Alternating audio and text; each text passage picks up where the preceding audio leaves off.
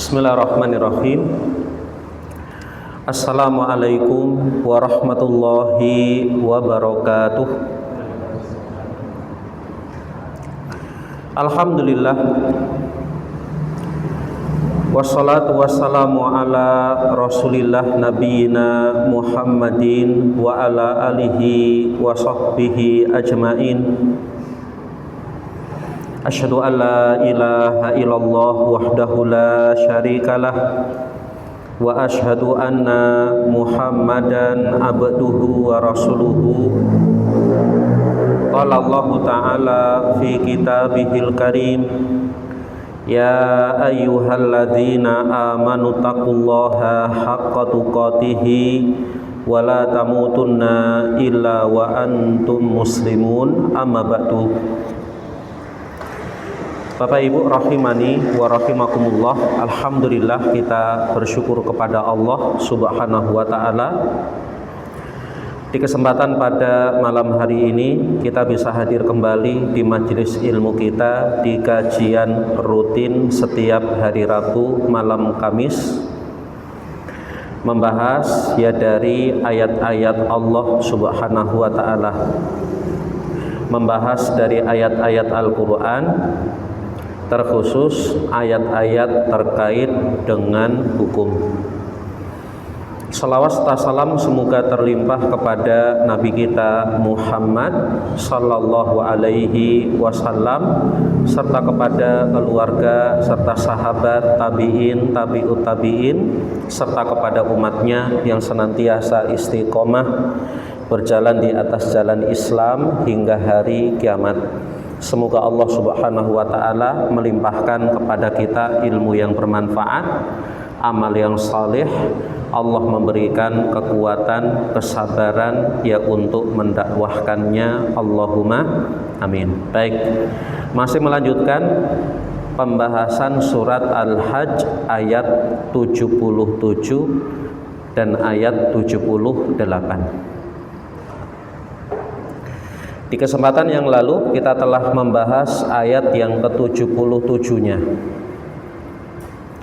di mana Allah Subhanahu wa taala memanggil orang-orang yang beriman. Wahai orang-orang yang beriman, dipanggil Pak oleh Allah. Ya. Dan setelah Allah memanggil kita dengan panggilan keimanan, Allah Subhanahu wa taala memerintahkan kita dengan beberapa perintah. Apa perintahnya? Irka'u wasjudu, rukuklah dan sujudlah. Rukuk dan sujud Bapak Ibu, ini pembahasan atau perintah untuk sholat Pak. Berarti kita diperintah sholat, suruh rukuk, suruh sujud. Maka seorang mukmin dia harus menegakkan sholat. Perintah Pak ini. Wa'budu rabbakum, dan sembahlah Rabb kalian, ibadahlah kepada Rabb kalian dengan berbagai macam ibadah.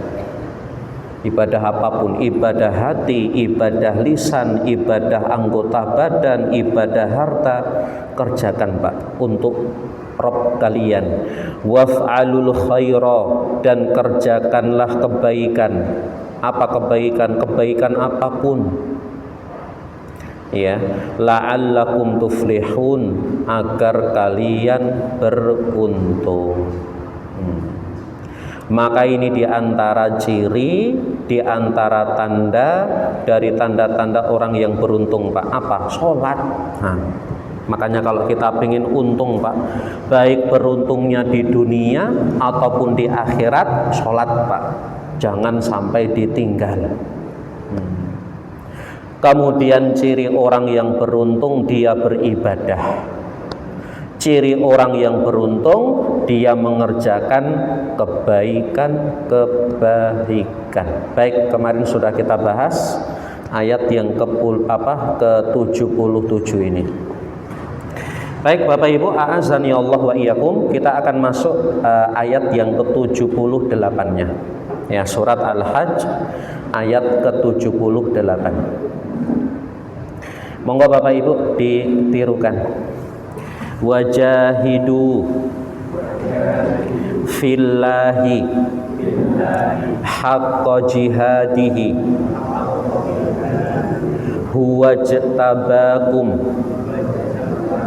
wa ma ja'ala alaikum fid dini min harajin millata abikum Ibrahima huwa sammakumul muslimin min qablu wa fi hadha liyakuna ar-rasulu syahidan alaikum wa takunu syuhada'a 'alan nasi fa aqimus sholata wa atuz zakata wa'tasimu billahi huwa maulakum fa ni'mal maula wa ni'man nasir. Baik, barakallahu fikum. Allah Subhanahu wa taala berfirman, wajahidu fillahi haqqa jihadihi. Wajahidu, kalau dalam tafsir disebutkan wajahidu, dan bersungguh-sungguhlah. Kalau secara bahasa jihad itu sungguh-sungguh Bapak Ibu. Wajahidu, dan berjihadlah dan bersungguh-sungguhlah fillahi, dalam agama Allah. Ini perintah Bapak Ibu, a'azani Allah wa iyyakum, untuk bersungguh-sungguh dalam agama Allah. Apa Pak? Ya dihubungkan dengan ayat sebelumnya. Ayat sebelumnya kan perintah apa Pak? Untuk rukuk, sujud, sholat berarti. Kemudian dalam ayat sebelumnya juga perintah untuk ibadah. Kemudian perintah untuk berbuat kebaikan. Disambung oleh Allah, wajahidu fillah, bersungguh-sungguhlah kalian dalam agama Allah. Apa agama Allah tadi? Ya sholat, ya ibadah, ya berbuat kebaikan. Sungguh-sungguh Pak. Ya. Maka ayat 77 dihubungkan dengan ayat yang ke-78. Bagaimana merealisasikan, bagaimana mengamalkan perintahnya Allah tadi, rukuk, sujud, ibadah, dan berbuat baik. Oh, ternyata harus sungguh-sungguh Pak. Ya, termasuk apa Pak? Sholat. Ya, sholat. Sholat pun kita harus bersungguh-sungguh. Kenapa? Karena orang yang sholat, apalagi sholatnya belum sadar diri Pak, apalagi baru mulai belajar istiqomah untuk sholat, gimana Pak sholat itu? Kayaknya rasanya itu berat sekali. Azan berkumandang itu, kita pengen bangun ambil air wudhu itu rasanya berat sekali. Butuh jihad nggak Pak? Butuh jihad, butuh sungguh-sungguh Pak. Apalagi dengar azannya, azan subuh. Nah, gimana azan subuh? Apalagi semalam, ya bagaimana malamnya itu hujan terus. Masya Allah. Ya, adzan subuh itu terdengar, kita ngelilir, kita buka mata, hawanya masih dingin. Ya, matanya bisa jadi masih ngantuk. Rasanya itu pengen narik kemul lagi, tidur lagi, jingkrung lagi. Butuh jihad nggak Pak? Butuh jihad. Butuh sungguh-sungguh. Maka untuk merealisasikan apa perintah-perintahnya Allah tadi, rukuk sujud dalam artian sholat, butuh jihad. Gimana jihadnya? Haqqa jihadihi, dengan kesungguhan yang sebenar-benarnya. Kalau dalam bahasa Arab Bapak Ibu, ini menunjukkan apa? Sungguh-sungguh, penekanan. Wajahidu fillahi haqqa jihadihi, bersungguh-sungguhlah kalian dalam agamanya Allah haqqa jihadihi, dengan kesungguhan yang sebenar-benarnya. Betul-betul harus jihad, Pak. Azan berkumandang padahal masih dalam keadaan dingin, tetap bangun. Apalagi pas kita tidur loh Pak. Rasulullah Shallallahu Alaihi Wasallam menyebutkan, ketika manusia anak Adam itu tidur, maka setan membuat berapa ikatan Pak? 3 ikatan.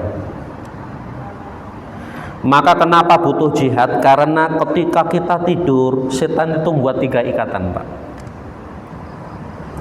Ketika kita bangun, maka lepaslah ikatan yang pertama. Dengar adzan, bangun. Ini sudah lepas 1 Pak. Kemudian dalam riwayat disebutkan ketika dia mulai bangun, maksudnya berdiri, pergi ke tempat wudhu, maka lepaslah ikatan yang kedua. Maka kalau sudah bangun langsung glegah dia berdiri, jalan Pak ke tempat wudhu itu agak lebih enteng Pak. Ketika dia sudah mulai berwudhu, maka lepaslah ikatan yang ketiga. Nah kalau sudah melek, sudah berdiri, bangun, kemudian wudhu, lepas apa? Semua ikatannya setan Pak. Untuk sholat gampang apa? Gampang setelah itu. Tapi kalau baru dengar adzan matanya ya guru merem, kayak sopo sing adzan adem-adem, masih merem Mbak. Tidak segera bangun, tidak segera berdiri, tidak segera pergi ke tempat wudhu, wis dia hanya dengar saja Pak, nanti nggak bangun. Kenapa? Karena ikatannya nggak lepas-lepas, berat Pak. Dalam riwayat yang lain disebutkan kalau dia sampai tidur terus, bahkan adzan sampai selesai dia nggak segera bangun, bahkan sampai sholat selesai dia nggak bangun, apa kata Nabi? Berarti dia telah dikencingi setan. Telinganya dikencingi setan Bapak Ibu. Maka butuh perjuangan Bapak Ibu. Maka perintahnya Allah, wajahidu fillahi haqqa jihadihi, berjihadlah, bersungguh-sungguhlah kalian dalam agama Allah haqqa jihadih, dengan sebenar-benar jihad, sebenar-benar kesungguhan. Apalagi tadi sholat butuh kepada jihad sungguh-sungguh. Termasuk dalam ibadah-ibadah kepada Allah Subhanahu wa Ta'ala. Puasa kemarin Bapak Ibu, kita butuh Pak kesungguhan. Puasa dah lewat. Contoh yang lain, datang ke majelis ilmu. Apa Pak? Masuk apa ini datang ke majelis ilmu? Ini termasuk ibadah. Kemudian kita ke majelis ilmu, ini termasuk kita mengerjakan kebaikan. Butuh jihad nggak Pak? Butuh jihad. Bahkan bukan hanya Bapak Ibu, termasuk saya, termasuk gurunya Pak. Mau datang ke majelis ilmu itu butuh kepada kesungguhan. Gimana? Sore itu rasanya yo ngantuk, badannya capek. Ditambah sore-sore hujan, loh enak nggak Pak? Pengennya gur tiduran terus, tapi nanti kajian mau nggak mau harus murojaah dulu, buka kitab dulu, baca buku dulu. Ya maka butuh kesungguhan, dipaksa Bapak Ibu ambil kitab dibaca, nanti kajiannya apa? Termasuk Bapak Ibu mau datang ke majelis ilmu, kok hujan, kok gerimis, apalagi rumahnya jauh, itu butuh perjuangan Pak. Godaannya banyak Pak. Apa godaannya? Belum keluar dari rumah saja dia sudah terbetik dalam hatinya, apa tak izin dulu wae ya, gerimis iki. Paling sing teko ya Gur Siti, paling ustate ya ora teko. Itu belum berangkat loh Pak.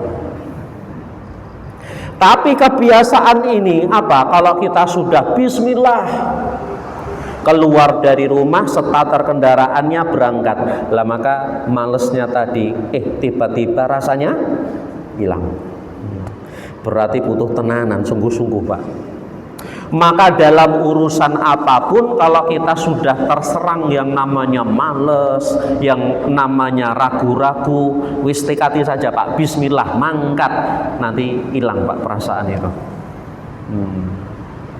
Termasuk Bapak Ibu, a'azani Allah wa iyyakum, orang yang ingin infak, orang yang ingin sedekah, godaannya ada nggak Pak? Ya ada. Kamu kurun didit 100.000 lho, ameh mbok infake 20.000, ijik 80, durung kono beli bensin 40.000, cek piro Pak? Masih 20, masih 40.000. Belum kok anake engko jajan besok makan opo ameh infak. Mikir-mikir lho Pak. Maka kalau orang sudah punya niat baik untuk ibadah, niat baik untuk mengerjakan kebaikan, maka sungguh-sungguh bismillah tunaikan Pak, mengharap apa? Pahala dari Allah Subhanahu wa taala. Maka diperintahkan oleh Allah Subhanahu wa taala, wajahidu fillahi haqqa jihadih. Berjihadlah, bersungguh-sungguhlah kalian dalam agamanya Allah, haqqa jihadih, dengan kesungguhan yang sebenarnya. Kemudian Allah melanjutkan Pak, cari contoh yang lain Pak nanti Pak. Kira-kira amal kebaikan apapun ya yang butuh sungguh-sungguh, semuanya butuh Pak. Karena setiap orang ingin berbuat kebaikan, mesti setan tuh bisik-bisiki loh Bapak Ibu. Ya, bulan Ramadan kemarin baca Quran, sekarang pengen baca Al-Quran lagi. Berat nggak Pak? Berat. Butuh kesungguhan. Maka banyak dulu Ramadan baca Al-Quran, setelah sekarang ada yang belum baca Al-Quran sama sekali. Kenapa? Wah berat. Berarti butuh sungguh-sungguh. Baru buka Al-Quran sebentar sudah ngantuk. Butuh jihad Pak. Kemudian Allah melanjutkan, huwa jtabakum wa ma ja'ala alaikum fid dini min haraj. Huwa, dialah Allah, ijtabakum, yang telah memilih kalian. Dialah Allah yang telah memilih kalian Pak. Milih kita untuk apa? Untuk ibadah. Allah yang telah memilih kita agar kita itu bisa mengerjakan kebaikan, termasuk kita datang ke majelis ilmu ini. Siapa Pak yang milih? Allah. Allah yang izinkan Pak. Kalau kita tidak dipilih oleh Allah Subhanahu wa taala, kita nggak di sini loh Pak. Seakan-akan kita itu dipanggil oleh Allah Subhanahu wa taala. Kita bisa datang ke masjid, ini Allah yang milih Pak. Seakan-akan apa? Ya, menunjukkan kita yang ada di sini itu orang-orang pilihan Bapak Ibu. Dari sekian manusia yang ada Pak. Kalau mau dihitung-hitung, mungkin apa Pak? 10 ini yang datang ke masjid, ikut sholat, ikut ngaji, dengan yang di rumah, banyak yang di mana Pak? Di rumah. Ada loh, ini pinten katakanlah 40 orang. Ini 40 orang pilihan berarti. Yang lain pada nonton TV, yang lain pada mainan HP, yang lain pada pilih di mana lapangan, yang lain pada pilih nongkrong. Ini 40 orang ngaji di sini. Pilihan enggak, Pak? Pilihan. Siapa yang milih? Allah. Wa ijtabakum. Allah yang pilih kalian. Maka bagaimana? Alhamdulillah. Kenapa alhamdulillah? Kita dipilih oleh Allah untuk bisa mengerjakan kebaikan, untuk bisa mengerjakan ibadah. Kita dipilih Allah untuk bisa rukuk dan sujud. Luar biasa, Pak. Ya, maka diingatkan terus. Bahkan tadi di awal kajian sudah kita ingatkan, Bapak Ibu, yang pertama kita bersyukur, Pak. Kenapa kita bersyukur? Ternyata kita orang-orang pilihan. Yang tidak dipilih oleh Allah Subhanahu wa taala enggak akan duduk, Pak, di sini. Allah yang pilih. Maka kebaikan apapun itu Allah yang memilih kita, Allah yang memanggil kita, termasuk ibadah-ibadah yang lain, Bapak Ibu. Ternyata kita diizinkan oleh Allah bisa datang ke tanah suci untuk ibadah haji. Pilihan nggak, Pak? Pilihan. Siapapun yang Allah pilih, siapapun yang Allah undang, berangkat, Pak. Meskipun nggak punya tabungan sama sekali. Orang pengen berangkat umroh, meskipun nabung, meskipun punya uang sebanyak apapun, tapi kalau Allah nggak pilih, Allah tidak undang, Allah tidak panggil, banyak orang kaya pada nggak mau berangkat, Pak. Tapi kalau Allah sudah panggil, Bapak Ibu, nggak punya duit sekalipun, tiba-tiba berangkat. Maka Bapak Ibu, a'azani Allah wa iyyakum, kalau kita itu dimudahkan dalam kebaikan, segera sambut, Pak, panggilannya Allah, segera sambut apa? Pilihannya Allah ini. Tiba-tiba ada yang mengatakan, pun jenengan besok berangkat umroh, saya yang biayai. Berangkat nggak, Pak? Berangkat, Allah yang panggil itu.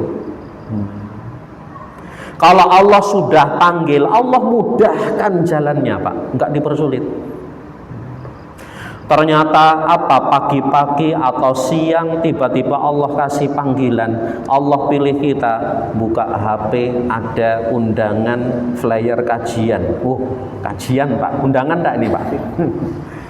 Ya, Allah panggil ini, kita baca ini undangan kajian ini, waktunya longgar ini, bisa panggilan, Pak, penuhi panggilannya Allah Subhanahu wa ta'ala. Itu pilihannya Allah. Maka dalam keadaan apapun, selama kita itu bisa menunaikan ibadah kebaikan, jangan lupa bersyukur. Alhamdulillah. Kenapa alhamdulillah? Nikmat, Pak. Kita sholat itu nikmat loh, Bapak Ibu. Kita bisa bekerja, kita sudah dikasih rizki, masih dikasih kesempatan oleh Allah sholat 5 waktu, Pak, nikmat, Pak. Ya, maka bersyukur alhamdulillah. Apa di antara nikmat yang lain? Wa ma ja'ala 'alaikum fid dini min haraj. Dan Allah Subhanahu wa ta'ala tidak menjadikan untuk kalian fiddin, dalam agama ini, min harajin, kesulitan, keberatan. Allah tidak menjadikan kesusahan, Allah tidak menjadikan keberatan untuk kalian dalam agama ini, Pak. Maka Bapak Ibu, para ulama ketika menyampaikan tentang Islam, Pak, bahkan keistimewaan Islam, ternyata Islam itu agama yang mudah atau sulit, Pak? Mudah. Apa di antara dalilnya? Ini dalilnya, wa ma ja'ala 'alaikum fid dini min harajin. Allah tidak menjadikan kesulitan, Allah tidak menjadikan rasa berat ya untuk kalian dalam urusan agama ini. Maka agama itu agama yang mudah, yusrun muyassar. Islam Pak, agama yang mudah. Lah kok susah Ustaz, saya pengen mengerjakan itu hatinya berat sekali. Oh, itu yang berat bukan Islamnya Pak, bukan ibadahnya. Bisa jadi hati kita yang masih kotor. Bisa jadi hawa nafsu kita yang lebih besar Bapak Ibu. Adapun ibadah mudah Pak. Bahkan dalam Islam banyak sekali keringanan, banyak sekali rukhsah. Mudah Pak. Orang nggak bisa sholat berdiri, boleh duduk. Duduk nggak bisa, boleh berbaring. Ya, kemudian nggak bisa gerak, ya sudah dengan isyarat boleh Pak. Orang tidak mampu untuk melaksanakan ibadah puasa karena sakit, boleh dia nggak puasa nggak apa-apa, nanti diganti ketika dia sehat. Ternyata dia ora sehat-sehat, gimana Pak? Karena sudah tua atau sakitnya itu menaun, nggak lekas sembuh Bapak Ibu, boleh dia tidak puasa, tapi cukup nanti bayar fidyah. Ternyata dia tidak mampu puasa, kemudian tidak mampu bayar fidyah juga. Gimana Pak? Kon poso ora mampu, bayar fidyah orang di duit. Ya, tidak punya makanan untuk bayar fidyah. Terus harus ngapain Pak? Dosa enggak Pak? Enggak dosa. Dia nggak mampu apa-apa loh Pak, dipaksa puasa nggak mampu, disuruh bayar fidyah, dia nggak punya harta sama sekali. Ternyata dalam Islam orang ini dia berarti harus malah orang yang berhak mendapatkan sedekah. Dia nggak bisa bayar zakat, berarti orang ini malah harus dikasih zakat. Kan gitu Pak, Islam itu mudah Bapak Ibu. Maka Bapak Ibu, a'azzani Allah wa iyyakum, kalau kita masih merasakan beratnya mengerjakan Islam, bisa jadi hawa nafsu kita Pak yang besar. Bangun pengen sholat tadi rasanya berat sekali, hawa nafsumu berarti. Pengen infak, pengen sedekah rasanya berat sekali, bisa jadi hawa nafsumu Pak yang menguasai hati. Maka dalam Islam Islam itu agama yang mudah. Ya. Bahkan dalam keadaan terdesak sekalipun Pak, sesuatu yang awalnya itu haram ya diperbolehkan. Kita makan babi haram Pak. Tapi dalam keadaan kita itu susah, dalam keadaan kita terdesak, mau tidak mau, kalau pengen hidup ya gur itu tok Pak makanannya. Boleh makan apa? Boleh. Loh, agama mana Pak yang seperti ini? Yang haram saja saat kita butuh, saat kita terdesak, boleh loh Pak untuk kita makan secukupnya. Yang penting kita tidak mati. Dan apakah ini termasuk dari nikmat? Nikmat Pak. Makanya nikmat Islam, ya nikmat iman, ini termasuk nikmat yang kita harus syukuri juga. Alhamdulillah, bersyukur kita berada di agama Islam. Ya. Kita wudhu gak bisa, sakit, dingin, ketika dia tetap berwudu akan sakit. Dalam Islam ada rukhsah, boleh tayamum. Bahkan dalam keadaan badan kita bernajis, pakaian kita kena najis, nggak bisa bersihkan, tapi mau nggak mau harus sholat, maka boleh sholat dalam keadaan seperti itu Pak. Gampang. Kalau melihat, membandingkan dengan syariat yang lalu Pak, ternyata Islam itu lebih mudah. Kalau syariat-syariat terdahulu Bapak Ibu, ya, orang kalau terkena najis Pak, bagaimana cara mensucikannya? Pakaiannya kena najis, maka nggak dicuci Pak, diapakan Pak? Dipotong Pak. Ya, nggak ada syariat toharoh, tidak ada syariat dicuci dengan air, maka apa? Dipotong, tambal lagi Pak. Seorang wanita yang sedang haid dulu sebelum datang Islam, apalagi di masa orang-orang jahiliyah, wanita yang sedang haid dia harus diusir, diasingkan Pak, pergi dari rumah. Nanti kalau haidnya sudah selesai, baru apa? Dia pulang. Berat nggak Bu? Berat. Kemudian orang ketika datang waktunya untuk ibadah, maka dia harus ibadah di mana? Di tempat ibadahnya Pak, nggak boleh di sembarang tempat. Adapun Islam itu datang mudah. Rasulullah Shallallahu Alaihi Wasallam bersabda, wa ju'ilat liyal ardu masjidan wa tahuran. Bumi itu dijadikan untukku sebagai masjid, wa tahuran, dan suci Pak. Maka seandainya kita sedang perjalanan atau safar atau dimanapun ternyata masuk waktu sholat nggak ketemu masjid, dalam Islam boleh Pak sholat di mana saja. Di pinggir jalan boleh, di trotoar boleh, di lapangan boleh. Umat dahulu nggak boleh Pak. Berat nggak Pak? Berat. Tapi sekarang dimudahkan Pak oleh Allah. Maka kita bersyukur, alhamdulillah. Baik Bapak Ibu, a'azzani Allah wa iyyakum. Millata abikum Ibrahim. Kemudian Allah Subhanahu wa taala menyebutkan millata abikum Ibrahim, syariatnya, ya, apa? Agama bapak kalian, yaitu Ibrahim. Dalam tafsir disebutkan apa maksudnya? Ilzamu millata abikum.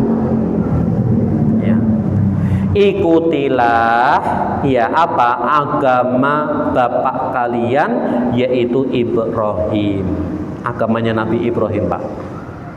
Dan ternyata syariatnya Nabi Ibrahim dengan syariatnya Nabi Muhammad Sallallahu Alaihi Wasallam banyak sekali kemiripan Pak.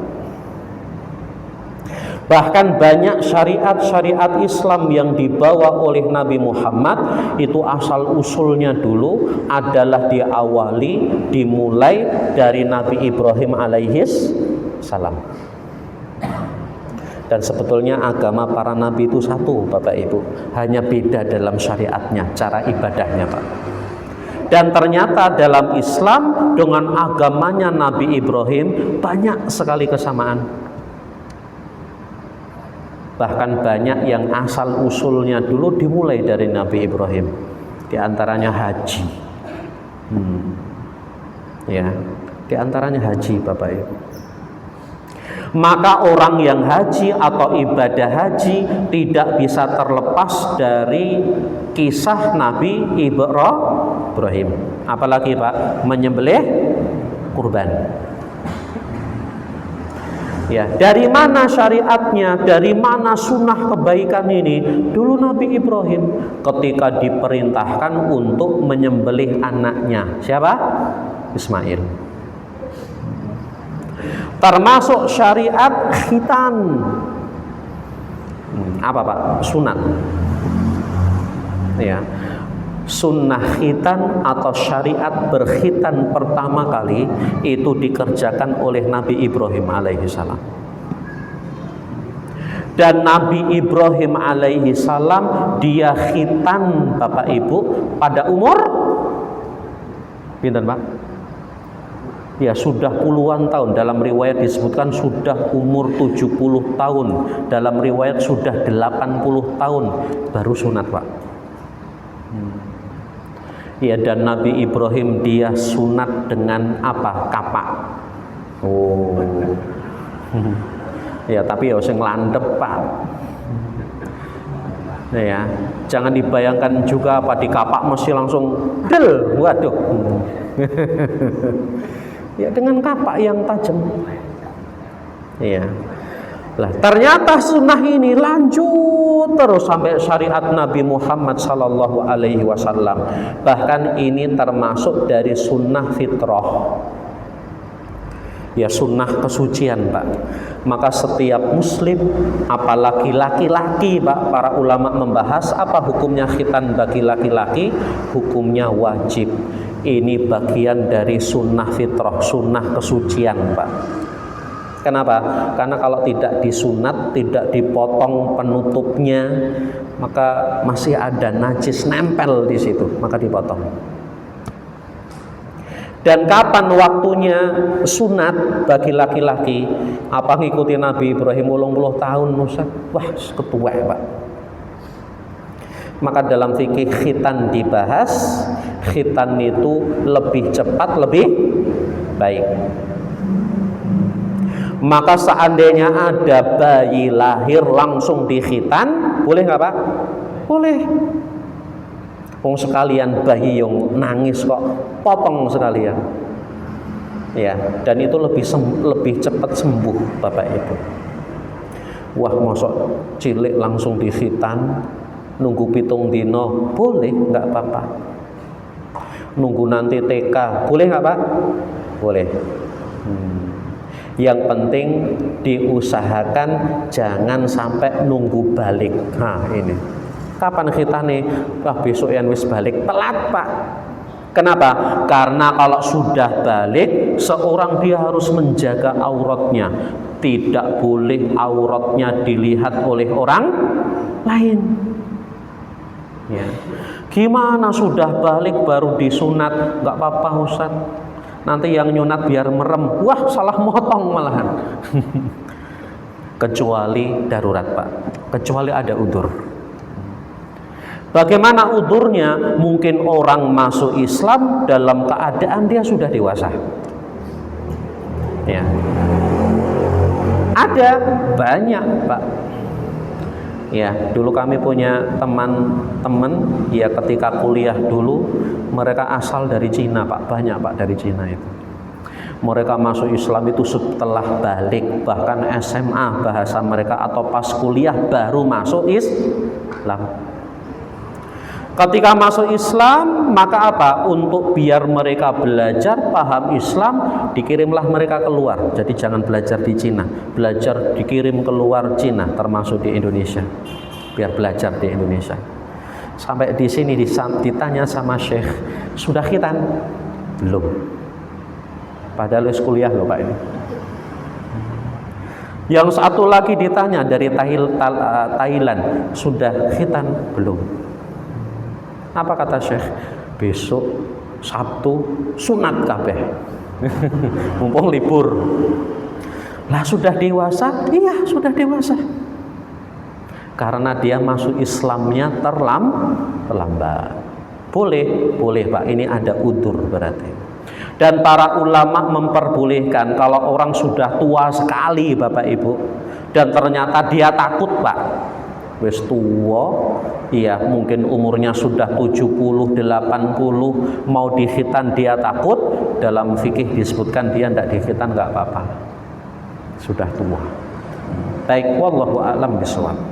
Maka Allah memerintahkan millata abikum Ibrahim, ya ikutilah agama bapak kalian, yaitu agama Nabi Ibrahim alaihi salam, dan banyak syariat yang dicontohkan, Pak, oleh Nabi Ibrahim. Tadi kita sebutkan sebagiannya.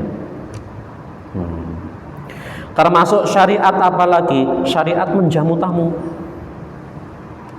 Ya, menjamu tamu. Dan Nabi Ibrahim alaihi salam orang yang bersemangat sekali menjamu tamu. Bahkan punyanya di rumah itu kuda dibeleki jarane, Pak. Enggak iman-iman. Ya, maka ya apa diperintahkan oleh Allah Subhanahu wa taala, huwa dialah sammakumul muslimina min qablu wa fi hadza, dan dialah Allah yang telah menyebut kalian, yang telah menamakan kalian dengan muslimin dulu dan sekarang, Pak. Orang-orang yang mengikuti syariatnya para nabi dulu, apalagi di zamannya Nabi Ibrahim sampai zamannya Nabi Muhammad sallallahu alaihi wasallam, Allah lah yang nyebut kalian itu sebagai muslim, Pak. Ya, maka Bapak Ibu a'azani Allah wa iyyakum, ya kita harus bangga, jangan takut, jangan apa Pak, malu disebuti orang Islam loh. Jangan malu. Apalagi kalau kita datang ke negerinya orang kafir, Pak. Orang Islam itu hanya sedikit. Mungkin datang ke negeri-negeri Eropa sana, ketika ditanya, "Iya, kamu muslim?" Kita harus bangga, "Saya muslim." Jangan sampai kita malu, waduh nanti saya bilang muslim malah dituduh teroris nanti. Allah yang nyebut kita muslim, Pak. Maka dimanapun kita berada, dalam keadaan apapun Bapak Ibu, jangan malu Pak untuk menyatakan ya kita itu seorang muslim. Liyakunar rasulu syahidan alaikum, agar Rasul nanti menjadi saksi untuk kalian. Kalau kita disebut muslim saja nggak mau, kalau kita menyebut diri kita muslim saja kita malu, Bapak Ibu, gimana Rasul jadi saksi untuk kita nanti? Gimana? Ya, bagaimana Nabi akan mengatakan ini umatku, wahai ya Allah. Kalau kita ngaku muslim saja takut, kita ngaku muslim saja malu, Bapak Ibu. Masa nanti di akhirat Rasulullah suruh mengatakan dan mengakui ini umatku, Pak? Maka kita harus bangga agar nanti Rasulullah Shallallahu Alaihi Wasallam menjadi saksi ya untuk kita. Wa takunu syuhada'a 'alan nas, ya, dan kalian akan menjadi saksi juga untuk manusia. Fa'aqimus sholata, ada perintah lagi Bapak Ibu, fa'aqimus sholah, maka tegakkanlah